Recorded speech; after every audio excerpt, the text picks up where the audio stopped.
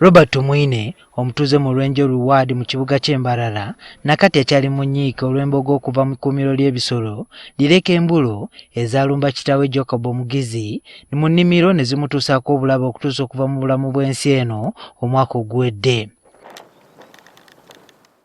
Ono gwe tusanze ku poliisi y'e Biharwe ng'azze okwemulugunya agamba nti UWA yabasuubiza okubaliyirira obukadde 23 era buli kiwandiiko kye babasaba baakibawa naye beewuubye mu ofiisi za UWA kumpi ngatto ku gwa Lubege nga buteerere.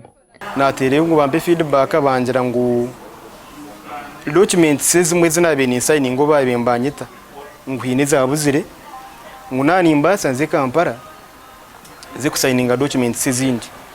Ababaka wakakiiko ka Parliament ak'ebyobusuubuzi n'obulambuzi bali mu kunoonyereza ku nsonga za Uganda Wildlife Authority obutaliyirira abantu abafiirwa ebyabwe olw'okubulumbi bw'ebisolo by'omu nsiko nga bakulemberwamu ssentebe waabwe Sylvia Nayebale batuuseko mu kitundu kino okumanya obuzibu bwe buva. Sanga nti process omuntu gy'ayitamu okuwandiika okw'okumuliyirira ebeera mpanvu ekyo kimu ne twesanga nti bw'aba amaze n'okuteekamu ebbanga lye batwala okutuula bagonjoola ensonga eno bagambe nti gundi ono yabadde mutuufu ebisolo byamwonoonedde oba byamutidde omuntu nayo bbanga ppanvu.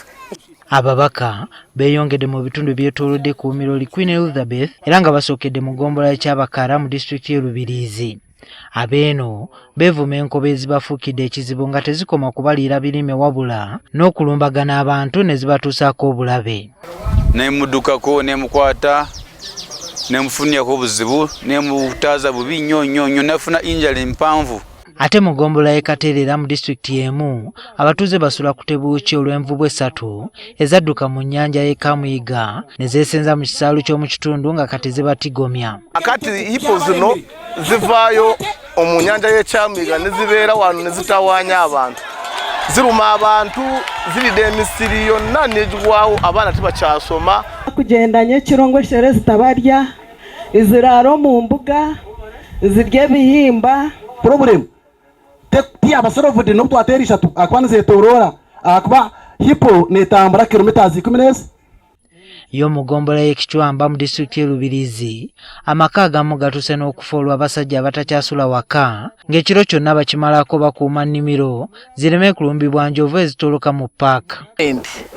Men sleep outside guarding their crops and gardens, leaving their wives at home.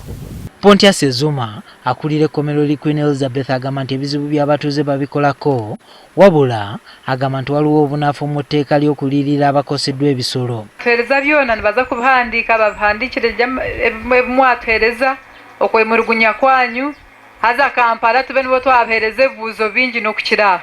There are only 5 animals to be compensated. That is the elephant, enyamishozi bakushashurira government ensoso and I think a buffalo. Ebikuyamba byetebe kwa chimpanzee zino fune eddagala erisobola okuyamba abantu n'enkobeezo erisemberayo ddala nga erivudde mu Parliament yaffe y'eggwanga. Tirizogerako nti eno weba egenze mu ndimiro yo ne destroying crops zo nti oyina kuliyirirwa waliwo ezo. Ssentebe w'akakiiko Sylvia Nayebale ategeezezza nga bw'agenda okuddamu okuyita abakulu b'ekitongole kiwuwa basalewo ekigenda okuyamba abatuuze. Juma Kiria, NTV Akawungeezi.